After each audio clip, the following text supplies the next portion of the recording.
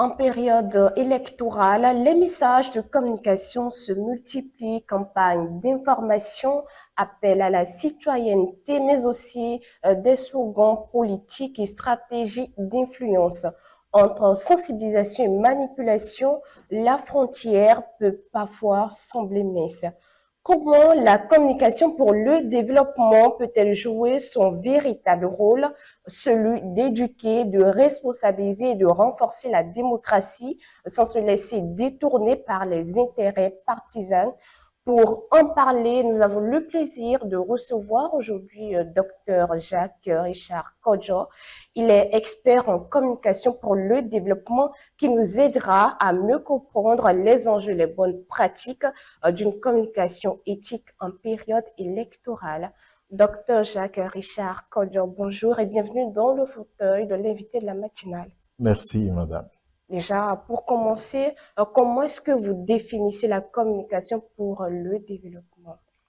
Je voudrais commencer par vous exprimer toute ma gratitude pour le fait que vous veuillez mettre un zoom sur la communication pour le développement. Vous savez, la communication est un vaste domaine et nous avons beaucoup de gens qui accourent dans le domaine de la communication. Et la communication pour le développement n'est pas très en vue.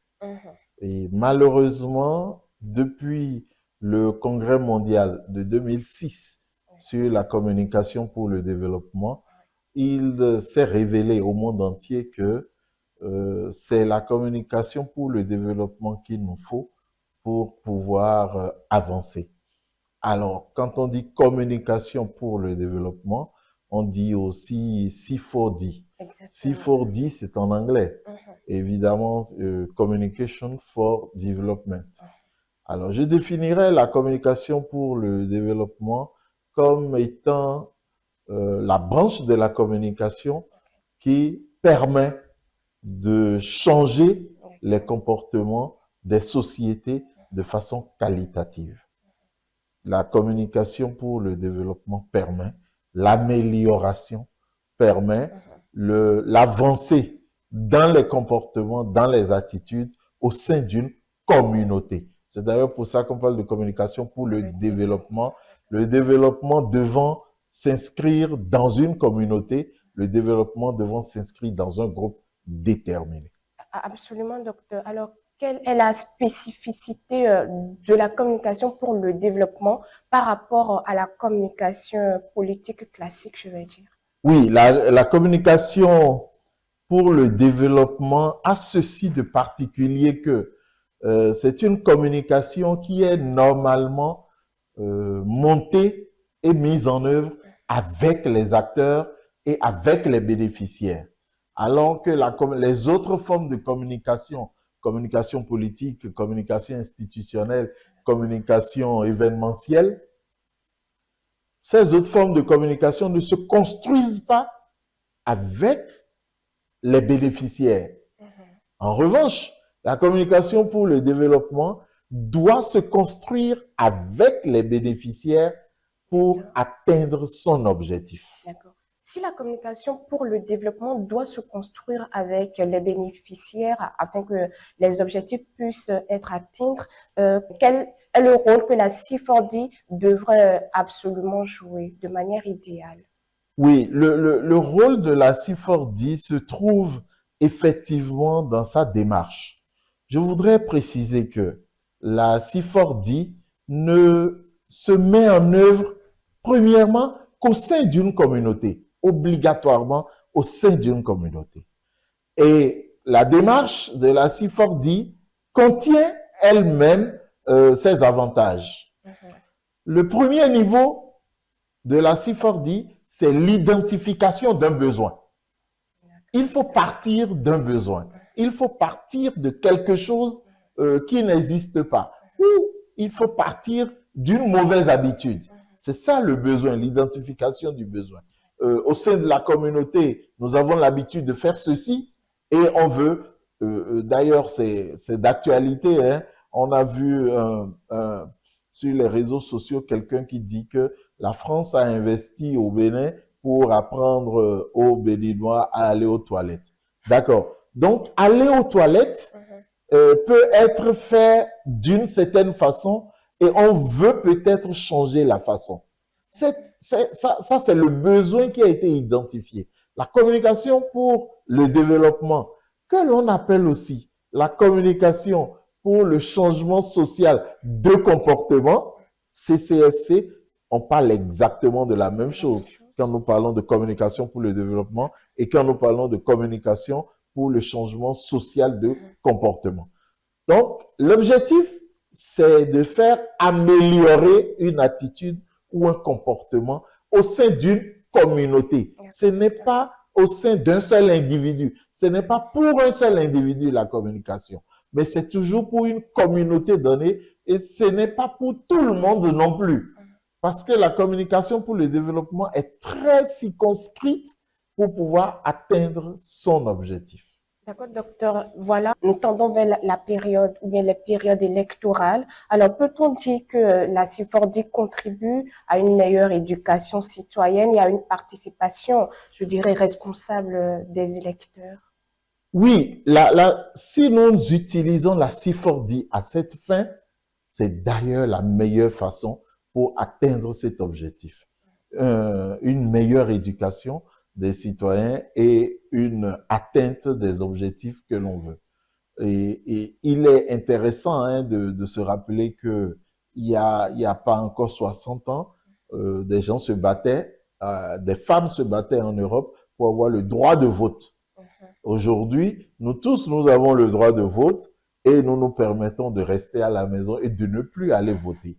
C'est peut-être contradictoire, mais ainsi va la vie des hommes.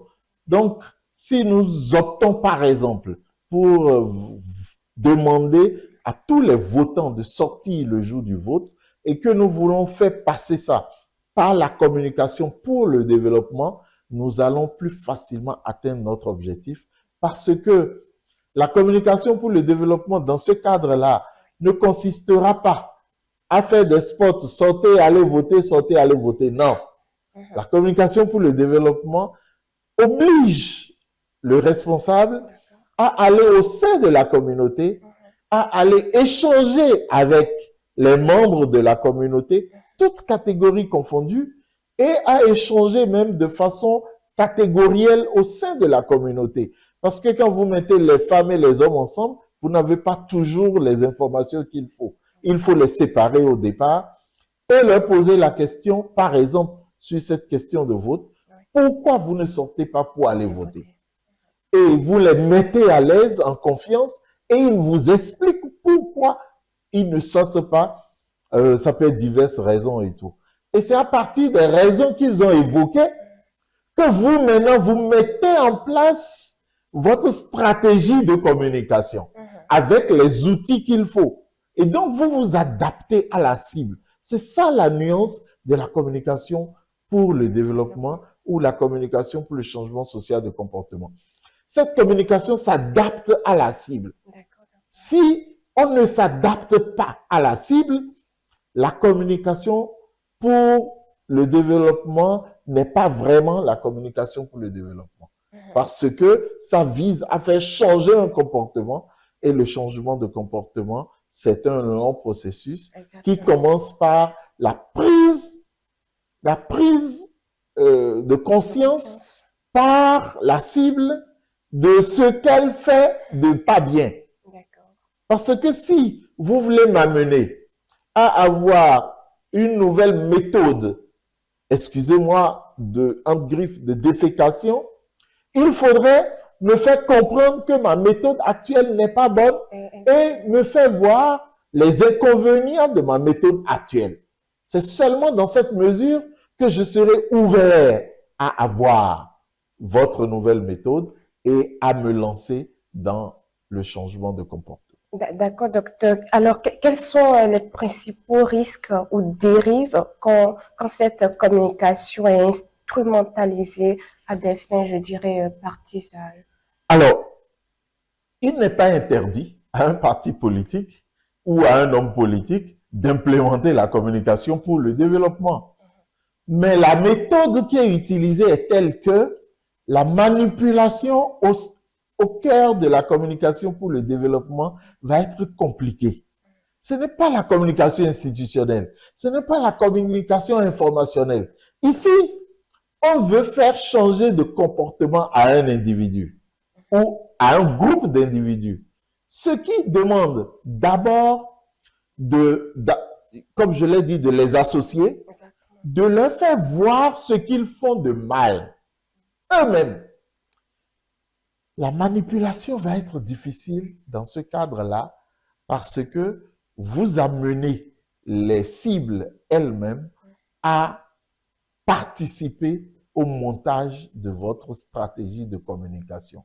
Donc, il est difficile de manipuler les gens dans la communication pour le développement lorsque les différentes étapes sont bien respectées. C'est-à-dire, on fait l'état de la situation, on identifie un besoin, ensuite on fait l'état de la situation, après on descend dans la communauté, on prend les attentes, on prend les besoins, on prend les obstacles, et quand vous avez pris cela, vous venez maintenant, vous identifiez les outils. Est-ce que c'est des messages? Est-ce que c'est du théâtre? Est-ce que c'est ceci?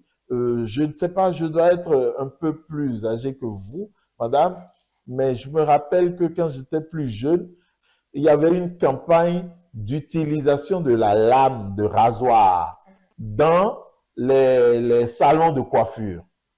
Et on avait identifié un comédien de l'époque, il s'appelait le professeur Mombi, au Bénin, le professeur Mombi, paix à son âme, qui a fait une campagne qui est restée, enfin moi, dans ma mémoire et dans la mémoire de plusieurs autres congénères, c'est « change-moi la lame ».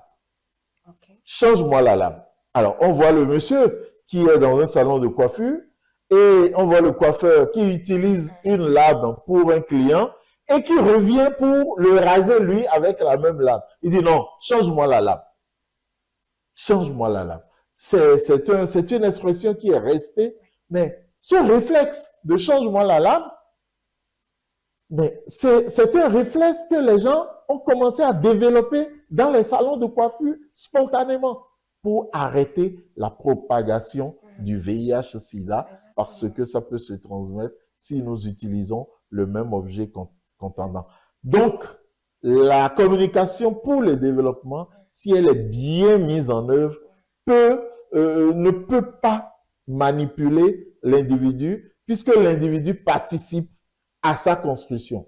En revanche, un homme politique qui veut atteindre un objectif politique peut utiliser la communication pour le développement et donc il règle le problème au sein de la communauté.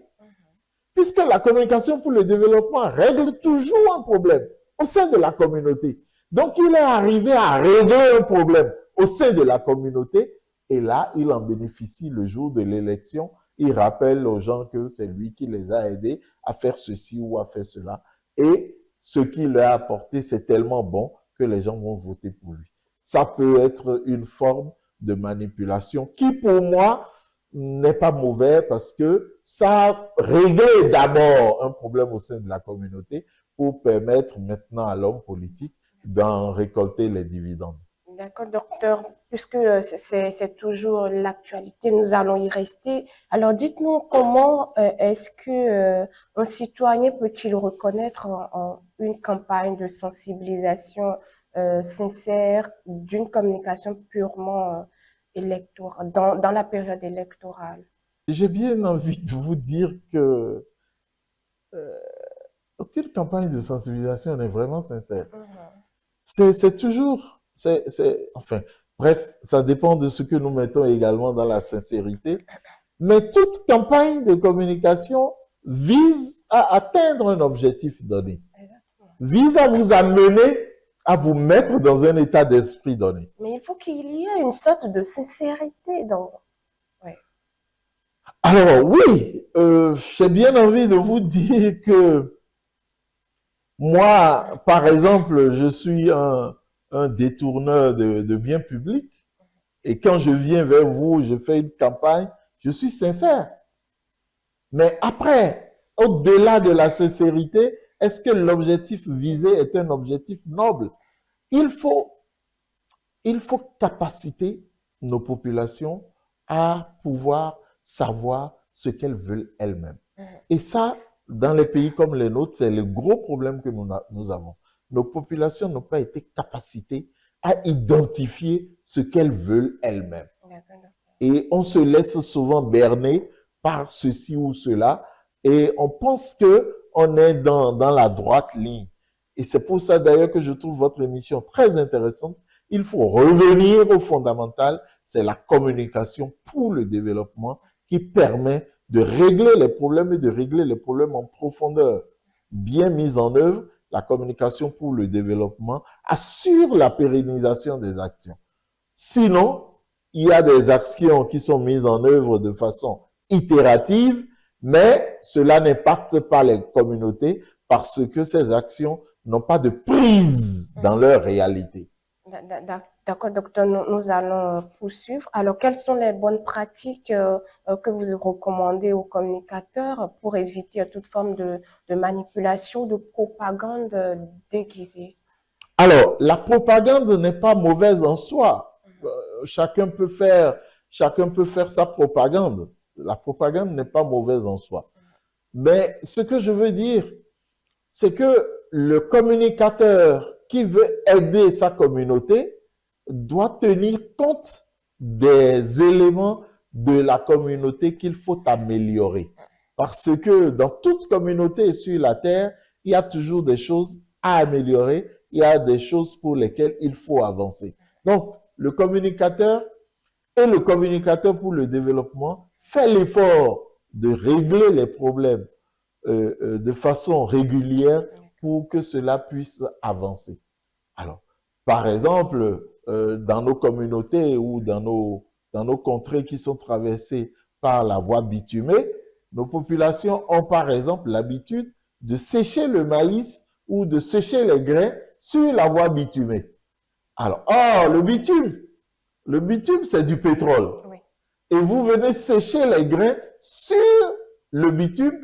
Le bitume, lorsqu'il s'échauffe, il dégage certains éléments. Est-ce que cette pratique est bonne? Quand, par exemple, j'identifie cette pratique qui n'est pas bonne, parce que, entre autres, c'est une pratique qui donne lieu à l'infestation de nos grains par exemple, la flatocine. C'est des techniciens qui l'ont identifié. Donc, pour faire changer de comportement, imaginez que moi, je sois politicien. J'essaye de faire changer ce comportement-là pour que mes grains, les grains de mon village, deviennent compétitifs à l'international. Lorsqu'on fait les vérifications, on trouve que mes grains sont sains. Quand j'ai fait ça et que j'ai fait gagner de l'argent aux paysans de mon village, après, lorsque je me présente pour quérir leur suffrage, nous allons y aller très rapidement, s'il vous plaît. Après, lorsque je me présente pour quérir leur suffrage, ces populations me donneraient ça. Entre-temps, je les ai manipulés. Mais c'est une bonne manipulation parce que je leur ai fait changer un comportement qui n'est pas bon et qui leur permet de s'épanouir. D'accord, docteur. Est-ce que vous pensez qu'il existe au Bénin des institutions ou des cadres, je vais dire, efficaces pour régulariser la communication pendant cette période électorale? Oui, parce que pendant cette période électorale, et d'ailleurs, la haute autorité de l'audiovisuel et de la communication qui en a la charge est en train de multiplier aujourd'hui les formations au profit des communicateurs et des journalistes pour que cette période électorale ne donne pas lieu à des dérapages. Et ce cadre existe, c'est un cadre légal et au cours de ces formations, les différents formateurs rappellent le cadre légal et demandent à chacun de vos confrères et de vos consoeurs ce qu'il faut faire et ce qu'il ne faut pas faire. Évidemment, aujourd'hui, nous avons une épée de Damoclès sur notre tête, c'est la communication électronique. Exactement. C'est vite fait, oui. On a vite libéré et on est très vite rattrapé. Donc, chacun est aujourd'hui appelé à être responsable. Alors, merci beaucoup, docteur, pour tous ces éclairages. Quel serait votre mot de fin?